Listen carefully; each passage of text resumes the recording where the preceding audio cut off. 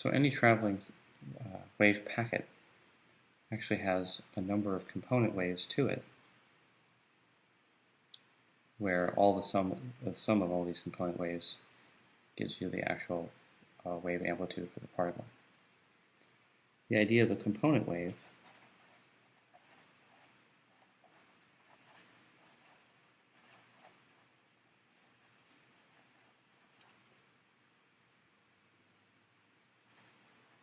harkens us back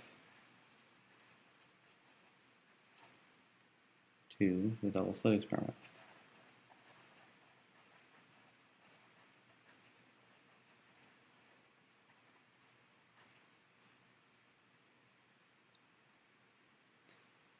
Namely,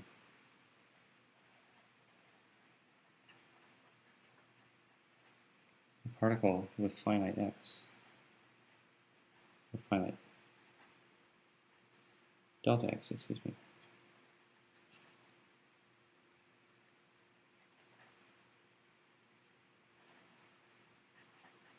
has to have a lot of k's to make wave function.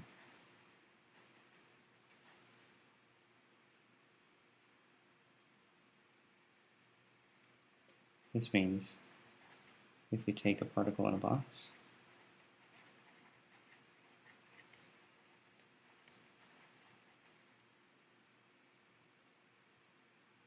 it has many component momenta pi.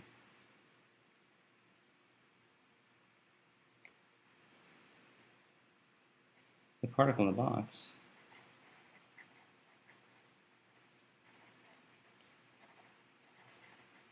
might have the average momentum equals 0, since it's traveling back and forth.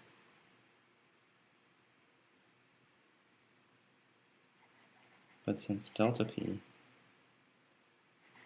which is defined as p squared minus p squared, has to be greater than 0, and this is just equal to, or this means that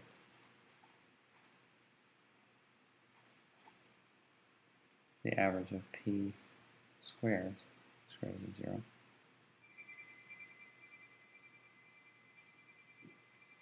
This means some momenta are not going to be 0 in this component system.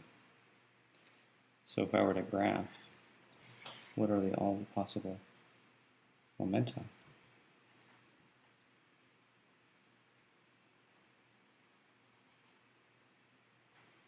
this might be a histogram.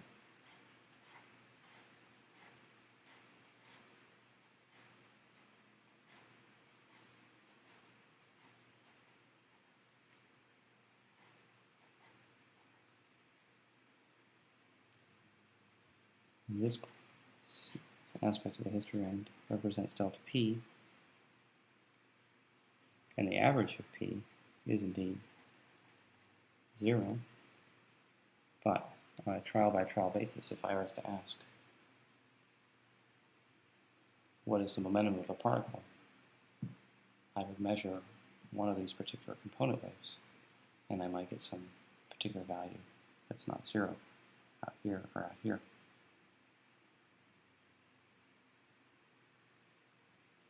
So the connection to the double slit is as follows.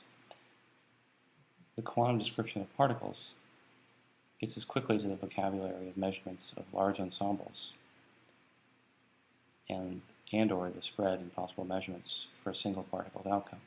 Things are indeterminate.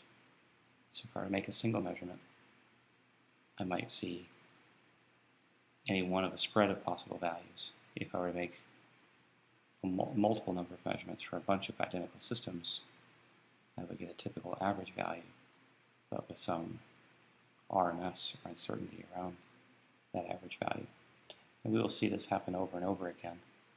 The relationship between large ensembles and statistical statements about ensembles, or the indeterminacy of what will be the outcome in a single experiment.